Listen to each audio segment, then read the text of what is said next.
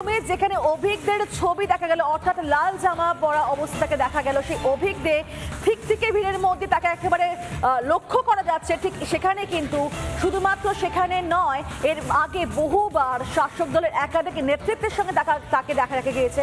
কখনো বলা যায় মুখ্যমন্ত্রীর সঙ্গে, কখনো চন্দ্রিমা ভট্টাচার্য স্বাস্থ্য প্রতিমন্ত্রী, তার পাশে অভিজ্ঞদেরকে দেখা গিয়েছে। অর্থাৎ তৃণমূলের অত্যন্ত ঘনিষ্ঠ, শাসক ঘনিষ্ঠ ওই অভিজ্ঞদের। দেখুন মুখ্যমন্ত্রীর ঠিক পাশে সেখানে কিন্তু অভিজ্ঞদের রয়েছে, একাধিক শীর্ষ নেতৃত্বের সঙ্গে ছবি রয়েছে এই অভিজ্ঞদের, এবং সেখানে কিন্তু কখনো বুকে তৃণমূলের ব্যাচ লাগানো ছবি দেখা গেল অভিজ্ঞদের, তো কখনো আবার মুখ্যমন্ত্রীর পেছনে দাঁড়িয়ে তাকে সেখানে দেখা গেল। কখনো স্বাস্থ্য প্রতিমন্ত্রী চন্দ্রিমা ভট্টাচার্য, তার পাশেও দেখা গিয়েছে ওই অভিজ্ঞদেরকে। আবার একেবারে বুকে তৃণমূলের ব্যাচ লাগানো ছবিও, সেই ছবিও কিন্তু দেখাচ্ছি আপনাদেরকে। অর্থাৎ এই ছবিগুলো কোথাও গিয়ে প্রমাণ করছে যে এই মানুষটা শাসক ঘনিষ্ঠ এবং অবশ্যই তৃণমূলের অত্যন্ত কাছের এই মানুষটা, এবং তার জন্যই হয়তো সন্দীপ ঘোষেরও ঘনিষ্ঠ। দেখুন টিএমসির কর্মসূচি চলছে এবং সেই কর্মসূচিতে সামনে আমরা দেখতে পাচ্ছি তিনি সেখানে বসে রয়েছেন। দেখুন টিএমসিপি কর্মসূচিতে সেই অভিজ্ঞদের, অর্থাৎ যেখানে যেখানে শাসক দলের কোনো অনুষ্ঠান চলে, কর্মসূচি চলে, সেখানে কিন্তু পৌঁছে গিয়েছিলেন এই মানুষটি। আচ্ছা ঠিক আছে, দেখুন তৃণমূলের ব্যাচ পরে রয়েছেন অভিজ্ঞদের, সেই ছবিও আপনাদের সামনে। মানে শাসক ঘনিষ্ঠ তিনি কতটা, বা তার উপর যে শাসকের প্রভাব কতটা, তিনি কতটা প্রভাবশালী বোঝা যাচ্ছে কিন্তু এই ছবিগুলো দিয়ে। কারণ এই পরের ছবিটা দেখলে, যখন দেখবেন আপনারা বুঝতে পারবেন যে কতটা প্রভাবশালী এই মানুষটা। কারণ একেবারে তৃণমূল স্তরের মানুষদের শুধু নয়, একেবারে মুখ্যমন্ত্রীর পাশে গিয়ে দাঁড়িয়ে সেখানেও ছবি রয়েছে এই অভিজ্ঞদের। একেবারে মুখ্যমন্ত্রীর পাশে দাঁড়িয়ে রয়েছেন অভিজ্ঞদের, এবং মুখ্যমন্ত্রীর পাশাপাশি আর কার সঙ্গে দেখা যাচ্ছে, স্বাস্থ্য প্রতিমন্ত্রী অর্থাৎ চন্দ্রিমা ভট্টাচার্য, তার সঙ্গেও কিন্তু ছবিতে একই ফ্রেমে বন্দী হয়েছেন অভিজ্ঞদের। তাহলে তৃণমূল ঘনিষ্ঠ কি অভিজ্ঞদের, এই প্রশ্ন সভাপতি উঠছে প্রত্যেকের মনে। আর ঠিক এই জায়গা থেকে যেখানে বারবার সিন্ডিকেট কথা হচ্ছে, অভিজ্ঞদের সিন্ডিকেটের সঙ্গে কতটা জড়িত সেই বিষয় নিয়ে আরো একটি ব্রেকিং এই মুহূর্তে আপনাদের সামনে। অভিজ্ঞদের একের পর এক কীর্তি যখন ফাঁস হচ্ছে রিপাবলিকে, বর্ধমান মেডিকেলও নাকি চলে হুমকি সিন্ডিকেট, এই খবর পাওয়া যাচ্ছে। অভিজ্ঞের বিরুদ্ধে প্রশ্ন ফাঁস, তোলাবাজির অভিযোগ, জড়িত অভিজ্ঞদের থেকে শুরু করে আর্জি করে প্রাক্তন অধ্যক্ষ সুরিতা, যাকে ইতিমধ্যে ডিসমিস করা হয়েছে, সে প্রাক্তন অধ্যক্ষ, তিনিও জড়িত রয়েছেন। বিস্ফোরক অভিযোগ আইএমএ যুগ্ম রাজ্য সম্পাদকের। মানে একটা পুরো চেন ওয়াইজ, একটা সার্কেল ওয়াইজ কিন্তু এই জিনিসটি বারবার ধরে চলেছে, এবং সেখান থেকে দেখা যাচ্ছে অভিক জড়িত থেকে শুরু করে সেখানে আরো অনেকে জড়িত, যেমনটা প্রাক্তন অধ্যক্ষ সুরিতা। আর তা নিয়ে বিস্ফোরক অভিযোগ করেছেন কে না, আইএমএর যুগ্ম রাজ্য সম্পাদক। শুরু আমরা উত্তরবঙ্গ লবির কথা বলছি, কিন্তু এই বর্ধমানের এই থ্রেড সিন্ডিকেট যে কত বিপজ্জনক, তা এই এপিসেন্টারের লোকজন থেকে যারা কাজ করতে শুরু করেছে তারাই প্রকৃত জানেন। এরপরে অভিজ্ঞদের তার ছড়ি বিস্তার করতে থাকে বিভিন্ন মেডিকেল কলেজে, এবং নতুন মেডিকেল কলেজগুলোতে পঠন পাঠন করে উঠে যায়। যে সমস্ত মেডিকেল কলেজগুলোতে ইতিপূর্বে যে 25 জন অন্তত ভালো ছাত্রছাত্রী ছিল, তারাও কিন্তু পড়াশোনা বন্ধ করে দেয়, কারণ জানেন যে এই অভিজ্ঞদের সিন্ডিকেটের সাথে যদি না হাত মেলায় তাহলে প্রশ্নপত্র ফাঁস হবে না। স্বাস্থ্য বিশ্ববিদ্যালয়ে যখন উপাচার্য হন প্রফেসর সুরিতা পাল, যিনি তার ভূতপূর্ব অধ্যক্ষ ছিলেন বর্ধমান মেডিকেল কলেজে, তখন থেকে কোশ্চেন লিক শুরু হয়, এবং প্রথম 5 মিনিটের মধ্যে কোশ্চেন পেপার এবং আধ ঘন্টার মধ্যে আনসার পেপার চলে আসতো, এবং সেইগুলো ডিস্ট্রিবিউট হতো। এটাও শোনা যায় আন্ডার গ্রাজুয়েট লেভেলে এই যে প্রশ্নপত্র ফাঁস, প্রতি পেপার পিছু এরা 20,000 টাকা করে অবধি কিন্তু তুলতেন। বর্ধমান মেডিকেল কলেজকে ধরেন, এখানে 4 জন স্টুডেন্টকে গ্র্যান্ড অনার্স পাওয়া যায়। আমরা বিধানচন্দ্র রায়, নীলরতন সরকার, আরজি কর যারা পারেননি, 4জন পড়াশোনা না করেই গ্র্যান্ড অনার্স, মানে প্রত্যেকটা সাবজেক্টে অনার্স মাস। আর যারা ভালো স্টুডেন্ট তারা যদি কোনো রকমভাবে তাদের সিন্ডিকেটে হাত না মিলিয়ে থাকেন, তাহলে ফেল করিয়ে দেওয়া হয়েছে। পরে অদ্ভুতভাবে একটা 15 নম্বর দেওয়া হলো ইন্টারভিউয়ের জন্য। এই 15 নম্বরের পছন্দসই লোকদের হাউস স্টাফশিপ করানোর জন্য কিন্তু শোনা যায় 30,000 টাকা পর্যন্ত কিন্তু অভিজ্ঞদের বিরূপাক্ষ বিশ্বাসের এই যে থ্রেড সিন্ডিকেট তারা কাজ করত। এই সিন্ডিকেটের মাথায় যিনি আছেন আমরা সবাই জানি, মানে আমরা বলি যে প্রতীকী ভাষায় কাজ পোকা শ্যামা পোকা। শ্যামা পোকা কে তিনি জানেন, বিশিষ্ট অস্থিরোগ বিশেষজ্ঞ, যিনি কোনোদিনই সরকারি চিকিৎসার সঙ্গে যুক্ত ছিলেন না, যার গোলপার্কে চেম্বার, তার অঙ্গুলি হেলনে তিনি হচ্ছেন শীর্ষে।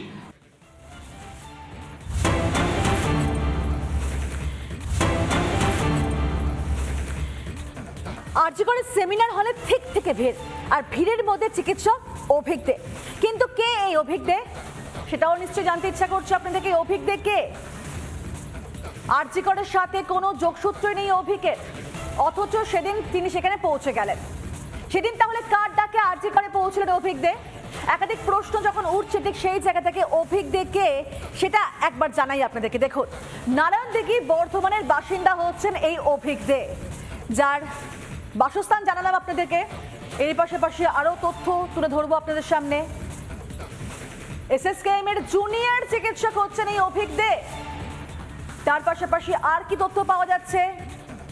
বর্ধমান মেডিকেলও কাজ করেছেন অভিক দে। পশ্চিমবঙ্গ মেডিকেল কাউন্সিলের সদস্য হচ্ছেন এই অভিক দে। উত্তরবঙ্গ লবি, যেটা বারবার প্রসঙ্গ উঠছে, সেই উত্তরবঙ্গ লবির অন্যতম সদস্য অভিক দে। আর পাশাপাশি টিএমসিপি মেডিকেল সেলের প্রাক্তন সদস্যই অভিক দে। আর কি তথ্য পাওয়া যাচ্ছে অভিক দে সম্পর্কে? সন্দীপ ঘোষের অত্যন্ত ঘনিষ্ঠ হচ্ছে এই অভিক দে। মানে সেই কোথাও গিয়ে শাসক দলের সঙ্গে প্রত্যেকের একটা যোগাযোগ। আর অভয়া দেহ উদ্ধারের সময় সেমিনার রুমে ছিলেন এই অভিক দে। বুঝতে পারছেন যে এই অভিকদের আদ্যপ্রান্ত অন্তত কিছুটা তুলে ধরল রিপাবলিক বাংলা আপনাদের সামনে। এবং সেখানে কোথাও গিয়ে জুনিয়র চিকিৎসক এসএসকেএম হিসেবে এসএসকেএমের জুনিয়র চিকিৎসক হিসেবে যার পরিচয়, অথচ সেদিনকেই এই মানুষটা সেমিনার হলে যে ঠিক থেকে ভিড় দেখা গেল, তার মধ্যে কিন্তু দেখা গেল এই অভিক দেকে। আর ঠিক সেখানে যখন অভিক দে নিয়ে এত প্রশ্ন উঠছে, সেই প্রশ্নের উত্তর খুঁজছে রিপাবলিক বাংলা। কারণ সেখানে এসএসকেএম এর জুনিয়র ডক্টর অভিক দেকে ঘিরে এখন যাবতীয় জল্পনা। সন্দীপ ঘনিষ্ঠ এই চিকিৎসকের খোঁজে এসএসকেএম সেখানে পৌঁছে গিয়েছিল রিপাবলিক বাংলা। অভিক দে একটুর জন্য ফসকে গেল, কিন্তু অনেক কিছুই ধরা পড়লো রিপাবলিকের ক্যামেরা। দেখুন, আপনি একটা কথা বলুন তো, অভিক দে ডাক্তার? হ্যাঁ, বাদিকে। আচ্ছা,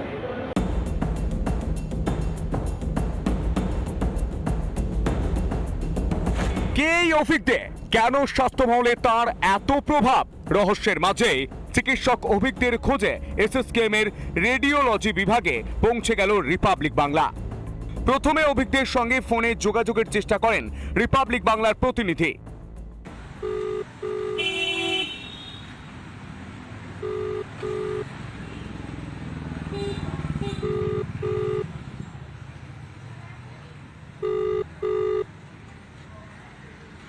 লাগাতার রিং হয়ে গেল। সরাসরি ছবিটা দেখাচ্ছে এই মুহূর্তে নো অ্যান্সার, অর্থাৎ ফোনে এই মুহূর্তে যে লেখাটা উঠছে নো অ্যান্সার। ফোন না ধরলেও অভিকদের সন্ধানে রেডিওলজি বিভাগের রিপাবলিক বাংলা।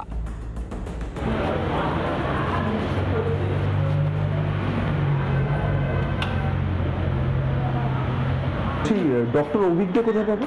ডক্টর অভিক দে আজকে পাবেন না, সোমবারে। উনি কি এখানেই করেন? আচ্ছা, উনি কি ফিঙ্গারপ্রিন্ট বিশেষজ্ঞ? এসএসকেএম এর চিকিৎসক অভিকদের সঙ্গে কলকাতা পুলিশের সম্পর্ক নিয়ে কোনো উত্তর মেলেনি। কি বলুন? ডক্টর অভিক দে মানে উনি কি ফিঙ্গারপ্রিন্ট বিশেষজ্ঞ? না, কলকাতা পুলিশের? সেটা বলতে পারবো না। উনি এখানেই করেন তো?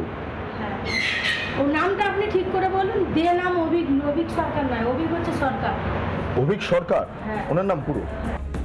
আরও জানা গেল রিপাবলিক বাংলা এসএসকেএম এ পৌঁছানোর আগেই সেখান থেকে বেরিয়ে যান অভিক দে।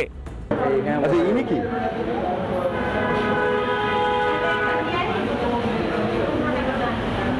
Doctor, first year doctor. এই বেরিয়ে গেল সেটটা। হ্যাঁ, ওইটা মাঝে ব্যাগ নিয়ে গেল। এসএসকেএম এর চিকিৎসক হয়েও আরজি করে সেমিনার রুমের কর্ডন করা অংশের মধ্যে পৌঁছে যান অভিক দে। কার নির্দেশে সেখানে গিয়েছিলেন তিনি? রিপাবলিক বাংলা।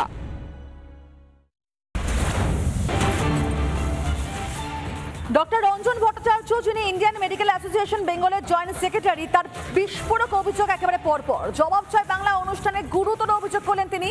আর গুরুতর অভিযোগ করলেন আইএমএর রাজ্য যুগ্ম সম্পাদক অর্থাৎ রঞ্জন ভট্টাচার্য, যার কথা বলছি আমরা। তিনি পরিষ্কার বলছেন যে অভয়াকাণ্ডে সঞ্জয়কে বলির পাঠা করছে। অভয়া মামলা ধামাচাপা দিতে চাইছিল পুলিশ আধিকারিকরা। কলকাতার নগরপাল বিনীত গোয়েলের বিরুদ্ধে অভিযোগ করলেন তিনি। বিস্ফোরক অভিযোগ করলেন রঞ্জন ভট্টাচার্য। 8/2024 যেদিন এই দুর্ঘটনাটা ঘটে, সেই দিন রাত্রেবেলা, কারণ আমাদের লোকও কিন্তু ওই ওদের লবিতে আছে, সেই তাদের বিশ্বস্ত সূত্র থেকে আমরা জানতে পেরেছি সেদিন রাত্রিবেলা যে ওয়েস্ট বেঙ্গল মেডিকেল কাউন্সিলের তার যেসব প্রভাবশালী লোকজন, ডক্টর সুশান্ত রায়, ডক্টর বিরূপাক্ষ বিশ্বাস, ডক্টর তাপস চক্রবর্তী এবং বর্ধমানের ডক্টর সুব্রত সেন, এরা ছিলেন, তখন তারা ডক্টর তাপস চক্রবর্তী মালদার তিনি নাকি বলেছিলেন যে আমাদের কাছে কোনো চিন্তা করিস না, বিনীত গোয়েল ইজ ভেরি কনফিডেন্ট, আমাদের নগরপাল এত কনফিডেন্ট যে এটা কোনো ব্যাপার হবে না, এটাতে ওই সঞ্জয় রায়কে অ্যারেস্ট করা হবে আর কারো কোনো কিছু হবে না। দ্বিতীয়ত আপনি বলছেন এই তাপস চক্রবর্তীকে যে বলেছিলেন যে কমিশনার আমাদের কনফিডেন্সে আছে। তাপস চক্রবর্তী হচ্ছেন পশ্চিমবঙ্গ রাজ্য মেডিকেল কাউন্সিলের একজন নির্বাচিত সদস্য এবং আমি যে বললাম যে প্রথম সপ্তাহে এই কর্তা ব্যক্তিরা যখন আসে নর্থ বেঙ্গল লবির তখন সবাই এসে হাজির হন এবং তাদের পরবর্তী গেম প্ল্যানের জন্য। দুর্ভাগ্যজনকভাবে বা পরিকল্পিতভাবে যদি ঘটনা ঘটে থাকে তাহলে তাদের সেই সময় উপস্থিতি ছিল এবং যখন 9 তারিখে সকাল থেকে তিনিও ওই মার্জিকর মেডিকেল কলেজে সেই সময় ছিলেন এবং যখন রাত্রেবেলা তারা সেই নিশি যাপন করতে ফিরে যান তখন তাদের মধ্যে যে কথোপকথন ঘটে সেটা আমাদের কাছে সোর্স মারফত জানা গেছে যে এটা বলেছে এটা নিয়ে টেনশনে কিছু নেই, ডক্টর বিনীত গোয়েল। বড় খবর।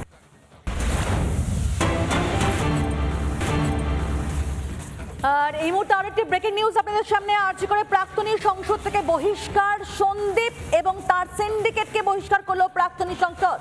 বহিষ্কৃত হলেন কারা? সুদীপ্ত রায়, কাকুলি ঘোষ দস্তিদারও। বার্ষিক জিবি বৈঠক, সেই বৈঠকের সিদ্ধান্ত প্রাক্তনী সংসদে। জবাব চাই বাংলা অনুষ্ঠানে এমনটা জানিয়েছেন চিকিৎসক রঞ্জন ভট্টাচার্য।